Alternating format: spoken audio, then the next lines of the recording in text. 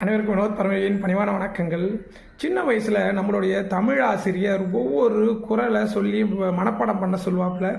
அந்த குறளை நம்ம உள்வாங்கலை, அதை படிக்கிறதுக்கு நம்ம முற்படலை. காரணம், அப்போ ஒரு புரிதல் இல்லாத ஒரு காலம்.